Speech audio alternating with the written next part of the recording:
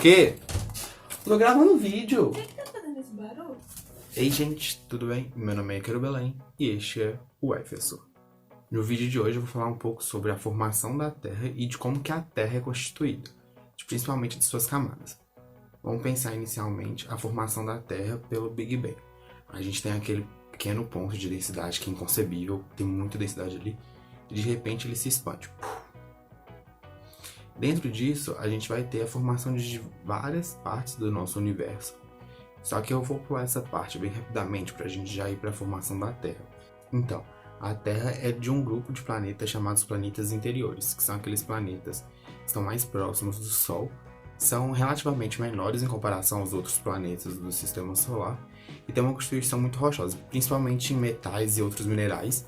Tá, agora vamos pensar de maneira um pouco diferente. O que a gente vai fazer? A gente vai pensar agora a Terra como se fosse um bolo. A gente vai preparar um bolo, o bolo sendo a Terra. Então o que a gente vai precisar? A gente vai pegar a constituição da Terra, que é basicamente rochas, minerais, metais, ferro, sílica. A gente vai colocar tudo. A gente também tem um pouco de resto de partículas espaciais, que são os planetesimãs, em que vai estar na constituição da Terra. Aí, o que a gente vai fazer? A gente vai misturar tudo e deixar assando por mais ou menos 4,6 bilhões de anos. Tá, depois de a gente esperar mais ou menos 4,6 bilhões de anos, a gente vai retirar do forno o nosso bolo. Ele vai estar pronto aqui. A imagem do bolo melhorzinho também vai estar aí pra vocês. Mas o que a gente vai pensar nessa formação desse bolo? A gente vai pensar que o bolo vão ser as camadas da Terra. A parte mais densa da massa vai ficar no fundo. Por quê? Que é mais denso, desce. Aí vai ser essa parte do bolo, que é a parte do bolo de chocolate, que vai ser a parte mais densa, que a gente vai chamar do núcleo interno, que é a parte sólida da Terra, que é a parte mais densa do núcleo da Terra, do centro da Terra. E lá a gente tem uma porção sólida devido à grande pressão que vai ter.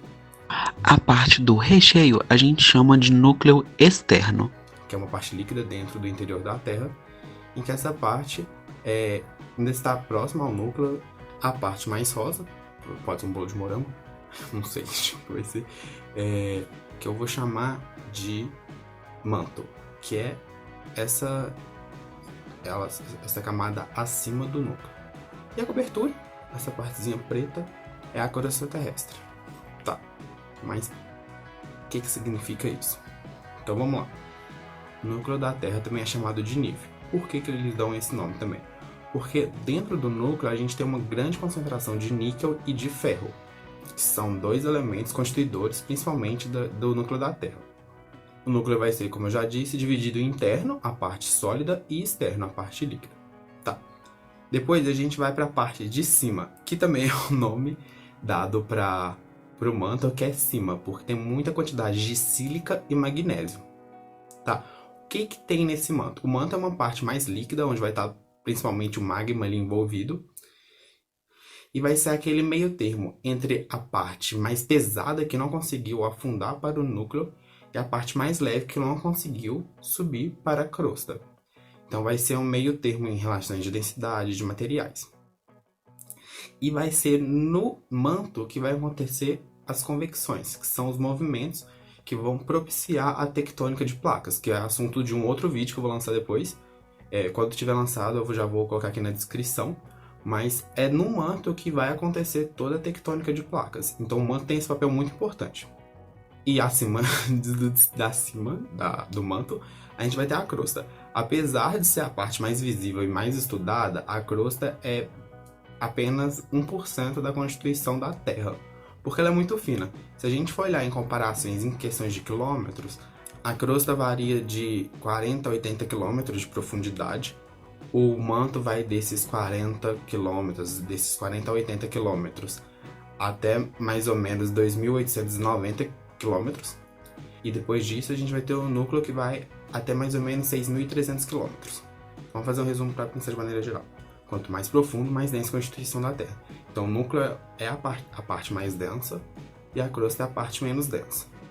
No núcleo a gente vai ter o centro de todas as partículas mais pesadas, lá que vai ser a principal fonte de níquel e de ferro, ali tem uma constituição muito forte de níquel e de ferro. Acima disso, a gente tem o manto, que é a parte de cima, que é cheia de sílica e magnésio, e acima do manto a gente vai ter a crosta, que é aquela região cheia de sílica, de alumínio e de vários outros materiais, as principais sendo sílica e o alumínio, Cial. E com isso, a crosta é a porção onde se dá a maior parte das ações, a maior parte dos estudos. Se você gostou, se você tem alguma dúvida, comenta aqui embaixo, dá o like no vídeo, compartilhe com seus amigos. Esses assuntos relacionados à tectônica de placas, eu vou criar outros vídeos depois, vai estar aqui disponível no canal em breve.